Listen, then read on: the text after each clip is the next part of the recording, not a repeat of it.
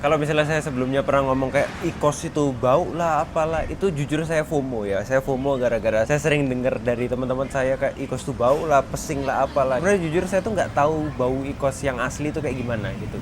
Sampai saya sempat kemarin pas ke Surabaya dan saya tuh lagi berangkat berempat ya ke satu tempat gitu. Nah posisinya adalah saya tuh duduk di belakang, otomatis depan ada dua orang ya, yang nyupirin sama yang penumpang. Yang penumpang ini teman saya ini saya nggak begitu kenal jujur ya, maksudnya kayak sekedar kenal doang tapi nggak kenal deket yang sampai berani ngomong belak-belakan gitu. Dan kalian tahu dia di dalam mobil itu pakai ikos. Anjir, itu sumpah itu pertama kali akhirnya saya maksudnya paham yang diomongin sama orang-orang selama ini. Apa ya?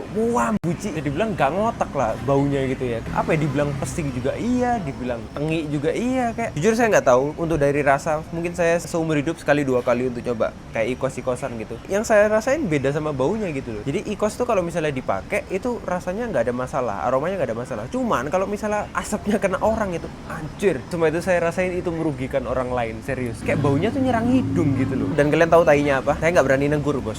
Saya numpang di sana. Bukan saya yang punya mobil, bukan saya yang nyetir, bukan saya yang punya acara. Otomatis kan saya nggak mungkin kan sebagai penumpang kayak, tolong dong jangan dipakai ikosnya bau. Kayak nggak mungkin kan, sungkan dong pasti dong, apalagi nggak terlalu kenal gitu. Kalau misalnya teman dekat banget ya udah saya bilang gak usah pakai itulah, pakai deviceku aja, aku bawa Oxfadin sama Liquidinya Inverse Muscat gini, udah pasti baunya nggak ganggu. Nah ini nggak kenal masalahnya, bos, nggak mungkin saya omongin gitu loh. Jadi saya nggak tahu ya, saran saya buat kalian yang mungkin punya temen pakai ikos atau mungkin kalian yang pakai ikos, kalau misalnya mau pakai silakan pakai, cuman jangan ngerugiin orang lain gitu, baunya blenger coy.